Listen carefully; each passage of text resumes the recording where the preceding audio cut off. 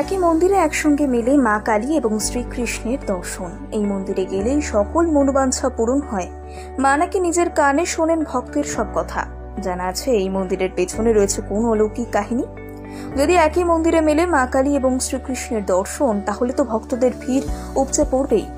এই মন্দিরে তাই দর্শনার্থীদের আগমন থাকে সারা বছর। সিমলা থেকে 165 কিলোমিটার দূরে সারাহানে অবস্থিত এই ভীমা কালী মন্দির। এই মন্দিরটি 800 বছরের পুরনো। এটি 51 পীঠের মধ্যে অন্যতম। ভক্তদের বিশ্বাস, এই মন্দিরে গেলেই নাকি পূরণ হয় মনের আশা। চলুন জেনে নেওয়া যাক সারাহানের পৌরাণিক গুরুত্বের কথা। তখরের নাম ছিল শোনিতপুর। বানাসুরের রাজধানী ছিল এই জায়গা। মহাদেবের ভক্ত বানাসুর একসময় শ্রীকৃষ্ণের পৌত্র অনিরুদ্ধকে বন্দী করে রেখেছিলেন তার সুন্দরী কন্যা উষার সাথে সম্পর্ক স্থাপনের জন্য। অনিরুদ্ধকে তিনি বন্দী করেন। সেই কথা জানতে পেরে শ্রীকৃষ্ণ বানাসুরের রাজ্য আক্রমণ করেন। কিন্তু বানাসুরকে রক্ষা করতে স্বয়ং মহাদেব আসেন শ্রীকৃষ্ণের সাথে যুদ্ধ করতে। ভয়ঙ্কর যুদ্ধ হয়। শ্রীকৃষ্ণ কৌশলে বাবা শিবকে ঘুম পাড়িয়ে দেন। এরপর শ্রীকৃষ্ণ বানাসুরের সবকটা হাত কেটে তার মাথায় কাটার জন্য উদ্যত হয়। তখন বাবা শিব জেগে গিয়ে বানাসুরকে প্রাণে মেরে ফেলার থেকে রক্ষা করেন। ভুল স্বীকার করে বানাসুর। অনিরুদ্ধ এবং উষার বিবাহ দেন। শ্রীকৃষ্ণ তার রাজ্য তাকে ফিরিয়ে দেন। সেই থেকে এখানে পুজো পান শ্রীকৃষ্ণ। সারাহানের এই কাহিনীর সাথে মা ভীমা কালীর অবস্থান এই জায়গার গুরুত্বকে আরো বাড়িয়ে তুলেছে। সতী মায়ের কান পড়েছিল এখানে, তাই বলা হয় ভক্তের মনোবাঞ্ছা সরাসরি মায়ের কানে পৌঁছয়। সেই জন্য এই মন্দির খুবই জাগ্রত। মন্দিরটির তিব্বতী স্থাপত্য শৈলীতে বৌদ্ধ এবং হিন্দু প্রভাব রয়েছে। উপাসনালয়ে 2 ধর্মেরই ব্রোঞ্জ মূর্তি রয়েছে। তির্যক স্লেট ছাদ, সোনার টাওয়ার, প্যাগোডা এবং খোদাই করা রূপুলি দরজার এই মন্দির সারাহানের অন্যতম আকর্ষণ।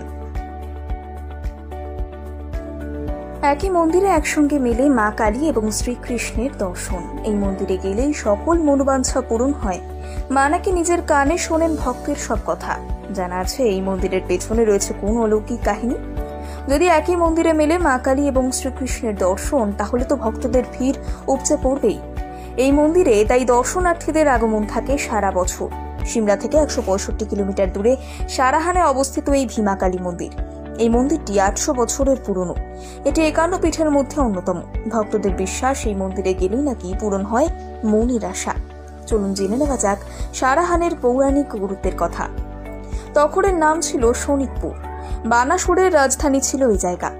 মহাদেবের ভক্ত বানাসুর একসময় শ্রীকৃষ্ণের পৌত্র অনিরুদ্ধকে বন্দী করে রেখেছিলেন তার সুন্দরী কন্যা উষার সাথে সম্পর্ক স্থাপনের জন্য। অনিরুদ্ধকে তিনি বন্দী করেন। সেই কথা জানতে পেরে শ্রীকৃষ্ণ বানাসুরের রাজ্য আক্রমণ করেন। কিন্তু বানাসুরকে রক্ষা করতে স্বয়ং মহাদেব আসেন শ্রীকৃষ্ণের সাথে যুদ্ধ করতে। ভয়ঙ্কর যুদ্ধ হয়।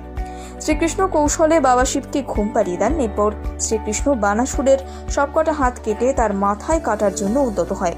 তখন বাবা শিব জেগে গিয়ে বানাসুরকে প্রাণে মেরে ফেলার থেকে রক্ষা করেন। ভুল স্বীকার করে বানাসুর। অনিরুদ্ধ এবং উষার বিবাহ দেন। শ্রীকৃষ্ণ তার রাজ্য তাকে ফিরিয়ে দেন। সেই থেকে এখানে পুজো পান শ্রীকৃষ্ণ। সারাহানের এই কাহিনীর সাথে মা ভীমা কালীর অবস্থান এই জায়গার গুরুত্বকে আরো বাড়িয়ে তুলেছে।